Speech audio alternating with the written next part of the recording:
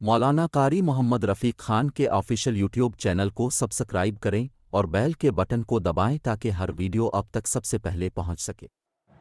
اس ماہ مبارک میں محرم الحرام شریف میں رحمتیں برکتیں سمیٹنے کے لیے لازمی ہے ان تمام کاموں سے اجتناب کیا جائے، ان تمام کاموں سے رک جانا چاہیے، ان تمام کاموں کو چھوڑ دینا چاہیے جن کاموں کو شریعت مطہرہ نے منع فرمایا ہے۔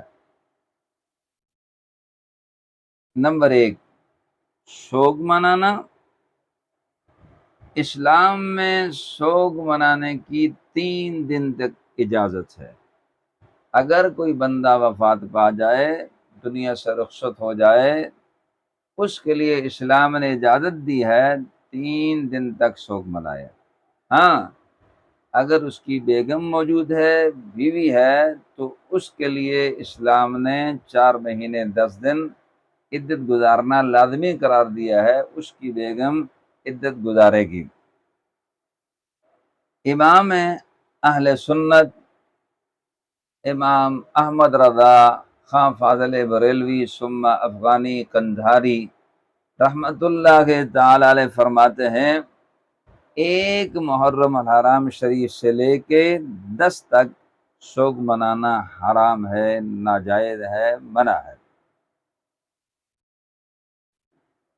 آپ فرماتے ہیں کہ اس ماہ مقدس میں لوگ کھانا نہیں پکاتے، روٹی نہیں پکاتے، گھروں میں جھاڑو نہیں دیتے، صفائی نہیں کرتے، میلے کپڑے نہیں اتارتے، صاف کپڑے نہیں پہنتے، دیگر غیر شرعی کام کرنا منع ہے، حرام ہے۔ اسی طریقے پر نوحہ مرثیہ، رکشوں میں، گاڑیوں میں، گھروں میں، دفاتر میں، دیگر جگہ سنتے ہیں، یہ نہیں سننا چاہیے، منع ہے۔ واویلا کرنا، چلانا، بین کرنا، گریبان کو پھاڑنا، چہرے پیٹنا، سینہ گوبی کرنا، یہ سب کام جاہلیت کے کام ہیں، ناجائز بھی ہیں، حرام بھی ہیں، ان کو نہیں کرنا چاہیے، شریعت میں منع ہے۔ اللہ کریم ہم سب کو ان کاموں سے محفوظ فرمائے، عمل کی توفیق عنایت فرمائے، آمین یا رب العالمین۔ Subscribe to YouTube channel Maulana Qari Muhammad Rafiq Khan and press the bell icon and get all videos notification.